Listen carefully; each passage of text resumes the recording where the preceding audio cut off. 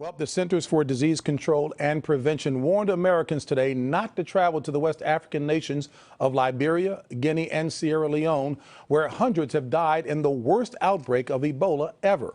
We also learned today that arrangements are being made to bring home 2 American aid workers who contracted the disease in Liberia, Dr. Kent Brantley and hygienist Nancy Wrightbowl. We have 2 reports tonight. First, Dr. John LaPook. The 2 Americans hospitalized in Liberia with Ebola last weekend are reported to be in worse condition.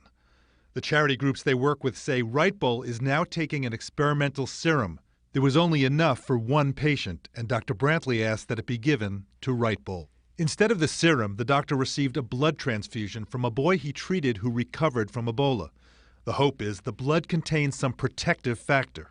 Last night, during a prayer service in Charlotte, North Carolina, Wrightbowl's husband, David, who is in the hospital with his wife, called to thank the crowd of well-wishers. I want to be a bit cautious, but she's sitting up and she was talking with us and she's able to move about. She's drinking lots of fluids, which is good for her. That's her main job these days.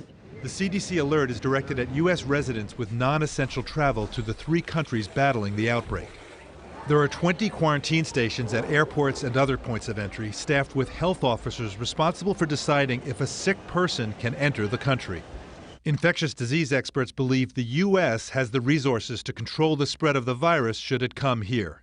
Dr. Stephen Monroe is with the CDC. So we're fairly comfortable that if a patient were identified here in the U.S., that the normal kinds of barrier nursing precautions that would be in place would prevent spread even before the person was confirmed to be a case of Ebola.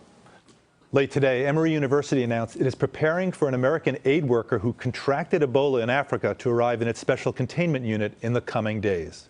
So, John, that truly has the potential to cause real concern here by people in America. Give us some perspective on that. Well, JB, any kind of a transfer like that is going to be done with a strict protocol and with the patient very carefully isolated. So I don't think people need to worry about getting the virus during that transfer. But in general, I know people are concerned about catching Ebola, and they should be reassured by the fact that you need to have direct contact with body fluids. So it's not spread through the air. If somebody coughs and they happen to be down the row in an airplane, you're not going to get it that way. And the other thing that's reassuring is that unlike flu, where the person can be contagious and infectious a day before getting symptoms, with Ebola, you have to be symptomatic in order to be contagious. Dr. John LaPook, thank you so much.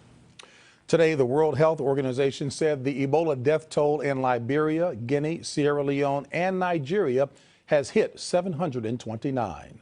Deborah Pata is in Johannesburg tonight. And Deborah, it appears that part of the problem is the fear and misinformation surrounding Ebola.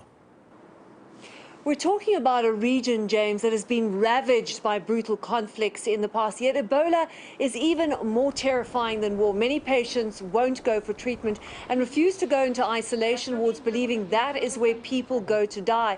In some instances, families have broken into treatment centers to free their relative. There have been reports of health workers being attacked, accused of bringing Ebola into the country rather than trying to treat it.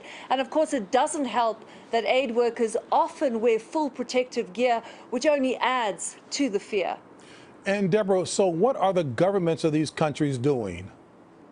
In Sierra Leone, security forces are going door to door looking for infected people and encouraging them to go for treatment. In Liberia, Ebola survivors are doing much the same thing, trying to get the message across that going into an isolation ward is not a death sentence. Both countries have declared public health emergencies. Some schools are closed. There are also some border crossings closed. These, James, are countries in virtual lockdown.